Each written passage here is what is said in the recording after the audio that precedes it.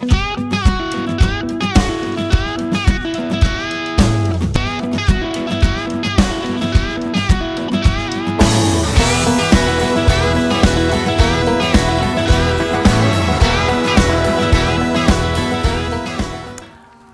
I'm Mary Marinville, and it's March, and welcome to Ventura County, in this case, Rancher of the Month and Farmer. And I'm so excited to be here at Rancho Cañada Larga with Mike Williams, the owner of Diamond W Cattle Company. Hi Mike, how are you today? Hi Mary, I'm good. We are going to be talking about the cattle that he raises, about Rancho Cañada Larga. So Mike, tell me, first of all, how did you get into ranching? Was it your passion? Did your family do it for many years? Well, it has been my passion since I was real young. Both my grandparents were farmers and had cattle, and I kind of learned things from them. My folks had moved to town when I was very young, so I really didn't grow up on a farm, but I'd go back and help my grandparents with our cattle. And I knew at an early age that that's what I wanted to do. And years later, when I got the opportunity, and I decided that's what I was going to do. Where did your grandparents have their ranch? They're in Idaho. In and Idaho. I'm originally from Idaho. Oh, you are? When did you move to Ventura County? I came to Ventura County in around 1993, 94, when I Okay. got out of the military. Out of the military, okay. Yeah. Did you fall in love with the county as soon as you came here? Once I got used to all the people, but it's a great place, and I love it down here. Okay. And so tell us about how you came to Rancho Cañada Larga. What brought you here to this place? Well, it became available at a time when I was, I'd started in the cattle business over, I talked to a rancher over on the Big Sky in Simi Valley to let me turn out a few steers on his place, and then I'd grown a little bit, and I was, looking for pasture, and this place became available, and I was able to make a deal with the landowner to lease the property. And what year was that? I came on Cañada Larga about,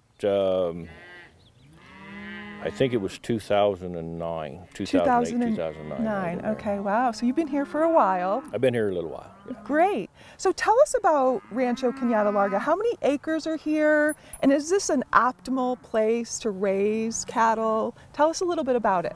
Well, Rancho Cañada Larga is about 6,500 acres. We run from Sulphur Mountain Road down here south of Cañada Larga Road. And it's beautiful. I hope you can see the background. It's incredibly beautiful here. And this is ideal cow country right here. It's really good. You get a decent amount of rainfall, and the temperatures are moderate, and so you can run cattle all year round. You don't have the cold winters so much and the super hot summers. Right.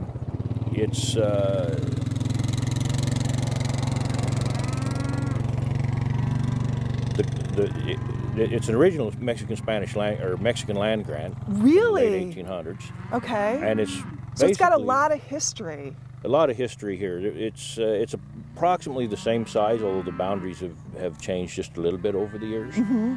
And for its size, it's the only one of those original land grants is still primarily a cattle operation. So this will never be able to be built upon or developed? Never say never. Okay. We hope it's. We hope it stays like this, right? Yeah. I mean, there's different ideas that people have from time to time, Mm-hmm. but for now it's primarily 100% cattle operation. Right. There's a little hay ground at the end of the ranch, Okay. and at times over the years they farmed walnuts and lima beans and different things on the flats. Okay. But right now it's all cattle. Wow, because it's so unique and special to have 6,500 acres so close to the ocean on the coast. And I hope, for your sake and for Ventura County's sake, that places like this always are cattle ranchers. It's our history. It's what makes America part of the reason why America is great is people like you that are raising beef for us to eat, and you work so hard to do that. So tell us a little bit about raising grass-fed beef in a drought, the drought that we have, this extreme drought. It must be really difficult. Can you talk to us a little bit about that? Yeah, droughts have their challenge. Now, grass-fed, almost all cattle are spending most of their life eating grass, and so they'd Right. be grass-fed. There's a difference in a little bit in whether you finish them on grass or finish them on something else. But Well, I'm from the Northeast, and my father was a dairy farmer, and so we grew a lot of cow corn, like hundreds and hundreds of acres, and then it would go into a silo.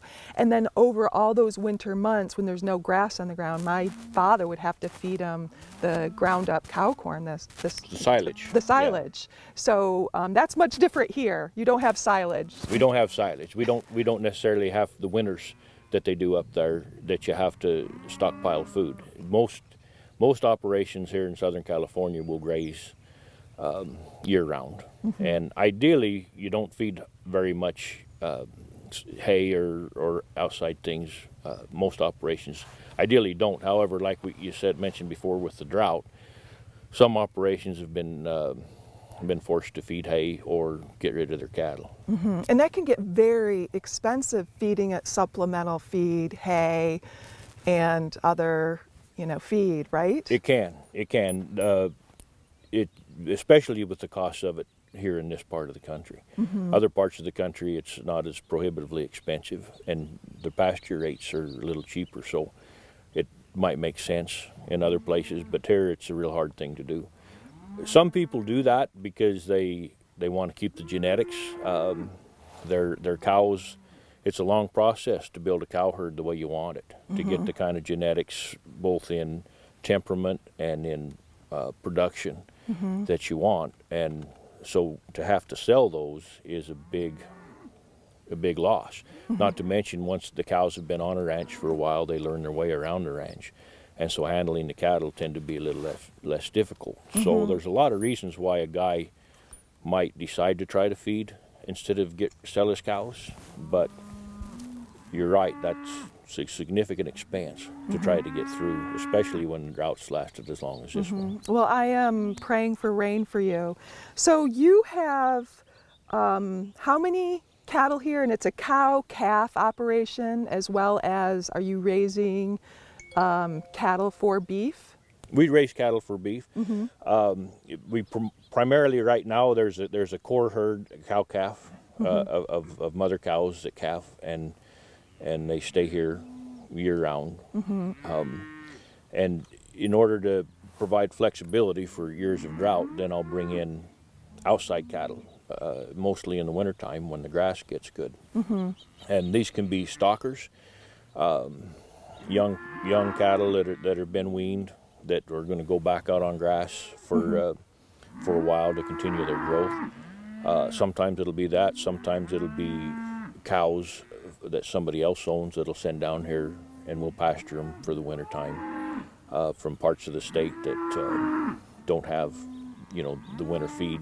Instead of feeding hay up there, they might decide to send their cows to a place like this. So they'll transport their cows down here to feed on your land. Exactly. Okay. Some places find that to be beneficial for various reasons. They like to calf in the warmer weather, and they can calf a little earlier in the season than they might be able to up there.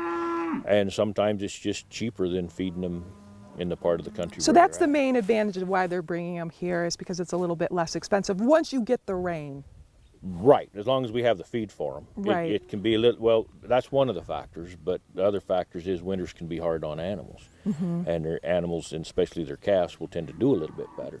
I don't know. These cows behind me look pretty happy. This is absolutely gorgeous. The weather is perfect, and they've got green grass. So I know that most winters probably can be very difficult, but it seems like because it's rained, like you said, an inch, you do have enough grass for them right now. Right now we have enough. Right, we've had my stocking rate is quite a bit less than what it normally would be for this time of year. I've had to reduce that over the years because of the lack of rain and the lack of feed. But the little bit of rain we've had has raised a little bit of feed, and so we're able to turn these cows out and take advantage of that while it lasts. So that 1 inch really helped. It did. The last inch of rain, I mean, we had some rain before that got the grass started a little bit, and then it was dry for a long time, and then that 1 inch of rain came. And the warmer weather kind of helps stimulate the grass growth a little bit, so the grass has come up a little, we're nowhere near what we normally be at this time of year on a normal year, but it's given us enough to get, run the cattle that I got for a little while. The other advantage to bringing in these outside cattle is I can run them down here while I have the feed, and then I can send them home when I'm out of feed or when I have enough feed just to get my cattle through the summer. So I don't got to try to pasture a large herd of mother cows through the summer when I might run out of feed and then have to start feeding before next winter comes. So this is a very difficult, time-consuming endeavor that you are on, and you've been doing it for years. This is serious business, and you must do it because you're passionate about it and you love it. Is that the case? Is it just something that is in your blood and that's why you did it, or is it your passion? Well, it might be a combination of being in my blood and my passion, but it's not. It's definitely something that you got to really love in order to do it. The capital investment is very significant, as well as the time. It takes up a lot of time, and so it's got to be something that you love. And for me, if I don't have time off, it's okay because I'm doing what I would do on my time off for a job. So I really love the work, all the aspects of the work, everything from fixing the fence to working with cows. There's a challenge to it that is really great to meet. There's skills with your horsemanship, with your stockmanship, with a rope that I find that the continuing effort to try to get a little bit better at is very rewarding when things go right. So it's definitely something that guy's got to kind of love to do if he's gonna do it. And I think that would be a pretty common answer if you ask anybody in the cattle business, that they're doing it because it's what they love to do, not because they think they're going to make a lot of money at it. No, and I understand that. My father worked so hard like you, day and night. He was up at 4 a.m. and didn't get home until 7:30 at night, but he loved what he did. He loved the cows, he loved livestock, he loved raising them, but he did have to wear a lot of hats, like you. You have to be part veterinarian, part builder, fence mender, plumber, mechanic. So you wear many hats. I know that what makes me so happy about interviewing you is that you understand how important education is, to educate the general public about what you do. You were on Farm Day. Mike Williams was on Ventura County Farm Day, and it really was important for me to have a livestock farmer on the tour. And you did it because you said, it's really important for you to educate the general public. Do you think that there's any misconceptions about cattle ranching? I had a few people, out of all of the ranches that they visited, because we have over 20 on the tour, I had a few people call me, and you and this ranch, Rancho Cañada Larga, made the biggest impression on them because they do eat beef. They do, there's so many fruits and vegetables in Ventura County, but this particular type of farming, ranching, raising livestock is not as prevalent, and people have misconceptions about it. And they left here thinking, wow, they actually said, where can I get his beef? They go, where can I purchase his beef? And if there is anything that you want to tell, talk about during this video, is there any misconceptions that you want to clear up, or? Right. Yeah. There's part of my involvement is as I became more aware of the misconceptions and a lot of the misunderstandings that people have concerning beef and beef production in this country. I really felt that it's important that we clear some of that up. There's the way cattle are raised. I mean, ranchers care about their animals, and they're not going to treat them animals poorly because this is their passion. This is what they love. And a lot of people think that livestock raising is cruel and inhumane, and that is extremely rare in the livestock business, and when it happens, the ranchers are more bothered by it than probably most people would be, because we're used to working around these animals and caring for these animals. The other thing is there's a lot of people that feel that ranching is hard for the environment, when ranchers have been protecting the environment for hundreds of years. This is how we make our living. If we abuse the land doesn't pay us back. So we got to care for the land, and livestock works in great harmony with nature. As people and populations have grown up, a lot of the natural wildlife that would normally maintain these grasslands in a proper way have been thinned out or moved off because of the pressure of people, and so the cattle, they're surrogates for the niche in the environment that those herbivores used to occupy. And so the pasture and the grazing makes these pastures better for water retention and filtration systems.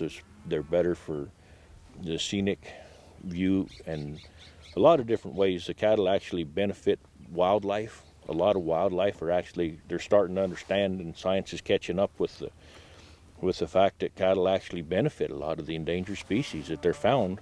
Endangered species are found on ranches where cattle are grazed. Interesting. That's wonderful. So you're not only a rancher, you are a true steward of the land. It's part of the job description. It is. You got to take care of the land in order to, it's not only the right thing to do, but it's financially beneficial to do. And I found that the other thing is that, that I want to point out, the misconception is that beef, there's a lot of people that think that beef is bad for you, that it's the only reason you eat it is because it tastes good, but it's really not healthy. But beef is actually very healthy. It's not only delicious, but it's one of the most nutrient-dense foods that you can eat per calorie.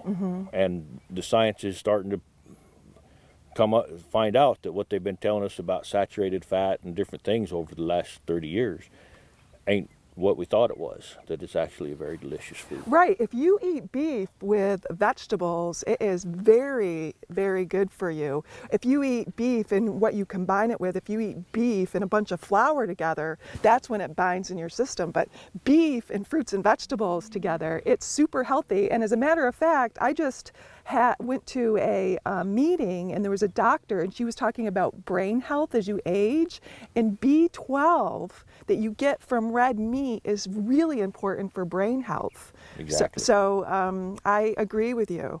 So thank you, Mike. You've really given me a totally new perspective. I was raised on a dairy farm, not a cattle ranch. So I know how my dad treated the animals, and he cared for them as if they were his own children. And the other thing, I've met with Mike 2 or 3 times before today, and one of the things that really I'll never forget when he said, we raise our animals very morally. I'll remember that word. You used that word morally, and it stuck with me. And I know you do. I've found, and it's been my experience, that the right thing to do is makes the most sense business-wise. It's a moral concept, I believe, and so doing it the right way not only is good for my conscience, but it's good for my pocketbook. Right. Well, that is beautiful. Every time you do something morally right, you find that it's also good for you financially. I love that concept, and I believe that to be true, and I wish more people thought like you. My last question before we invite our two new Mound Elementary School anchors is your involvement with the California Cattlemen's Association. Can you talk to me about that? Aren't you a bigwig with them? Well, a big wig would be an exaggeration. Well, as I mentioned before, as I began to understand some of the challenges that were faced, not only with the misconceptions that some of the public has about beef production, also the regulative challenges that are faced through restricting to government restrictions and things like that on our industry, and the challenges that were posed. I began to become a little more active in some livestock associations. So I'm a member of the Ventura County Cattlemen's Association board, and I'm also the second vice president of the California Cattlemen's Association. And I also sit on the California Beef Council. Wow. Wow. And what is their main mission for those organizations? Is it education? Education is part of their mission. It's a big part of their mission. We also interact with regulatory agencies just to some extent to try to bring common sense into the regulatory process and some of the legislative processes in both the county and the state government. A lot of people that are passing laws don't really understand the nuts and bolts that ranchers face on a daily life, and what might seem like a good idea to them, not knowing any better, can be catastrophic for somebody in this industry.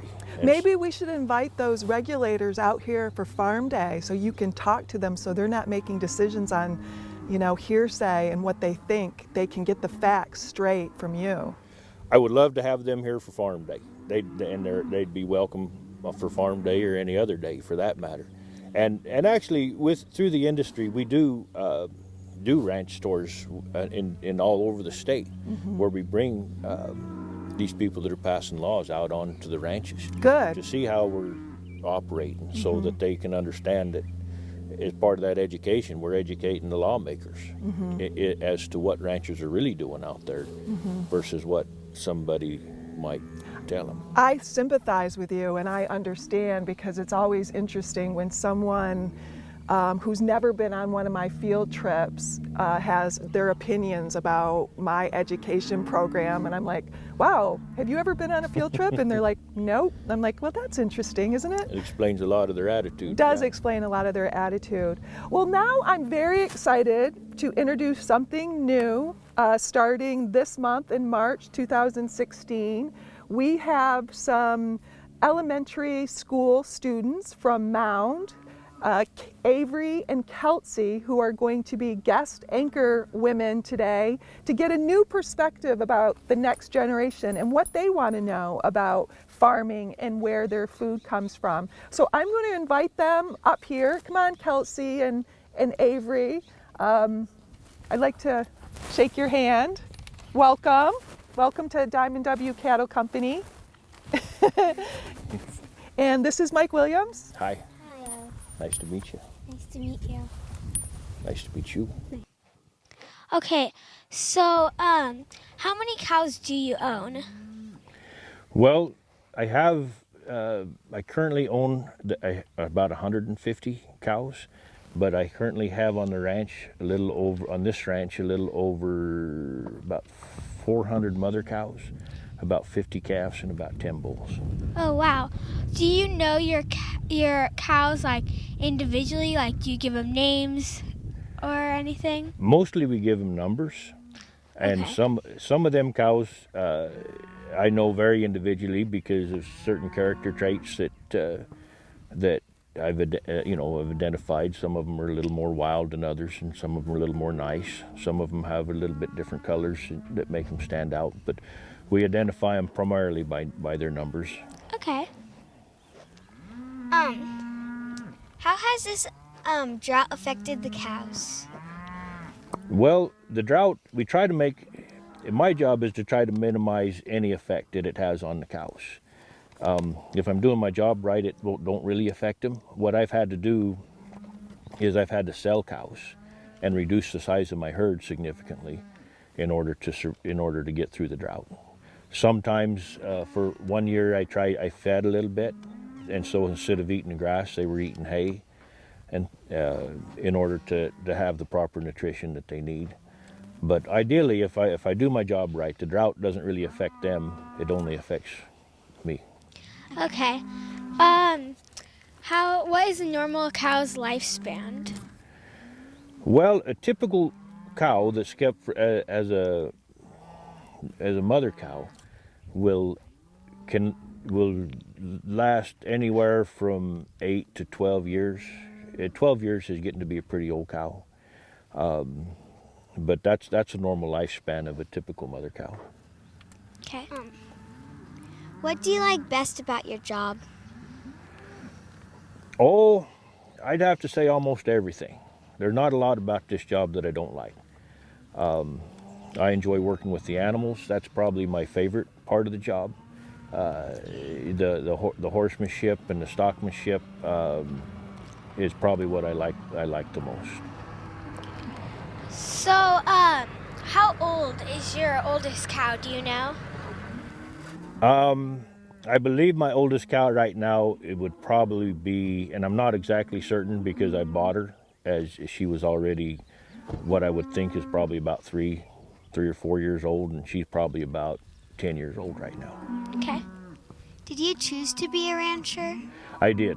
I chose this job because I knew that that's what I love to do, and while there were a lot of risks involved and a lot of work involved in me becoming a rancher, I knew that's what I loved, and so that's what I did. So it was definitely a choice.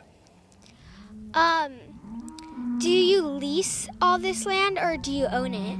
I lease this land. The property values in this part of the country are way more than what I could afford. But fortunately for me and other guys like me, that some of the people that own this land are willing to lease it to guys like me, so it can benefit the land as well as benefit the economy. How did you learn to become a rancher? Well, I learned as a young boy, probably starting at your age. I learned from my grandparents how to work and handle cattle. When I got out of high school, I worked as a cowboy for a lot of different ranchers for quite some time, and I learned a lot of the skills and stuff necessary.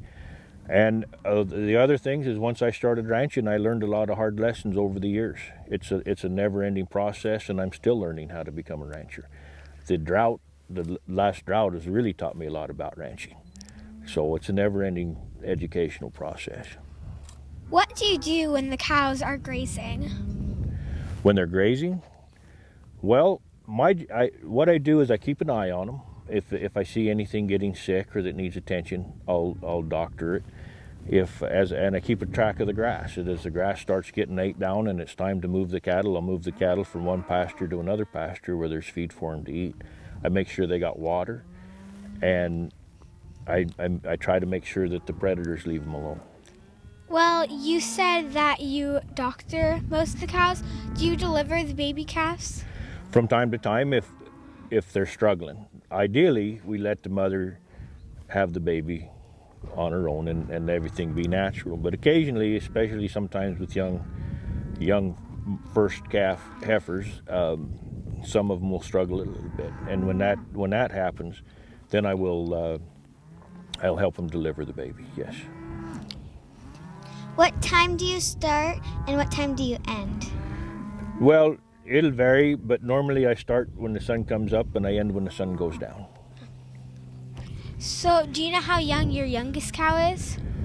I got a calf that was born probably about 3 weeks ago.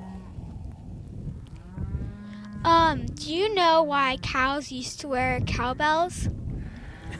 Yeah, cowbells are used by people that have usually a fewer number of cattle, and they turn them out around the country, around the country where they lived, and then they'd want to go find them, and sometimes there's wooded, or maybe it's at night, or different things where they couldn't see the cow. They could listen for the bell, and that would help them find that cow. Okay. Do you just work with cows or do you work with other animals too? Well, horses are an important part of this operation, and we also use dogs to some extent to help us work the livestock. Dogs are very capable in helping cowboys work livestock, and if they're bred, the certain breeds are very willing and knowledgeable in that process. Do you work alone or do you have other people that help you on the ranch? I have other people that help me on the ranch. I have one man that lives here that gives me a hand a lot, and then from time to time when I need more help, I'll invite more help to come and help. Do you like working with cows? I love working with cows, you betcha. Well, we need to let Mike get back to his herd. Thank you, Mike Williams from Diamond W Cattle Company and Avery in Kelsey. See you all next month.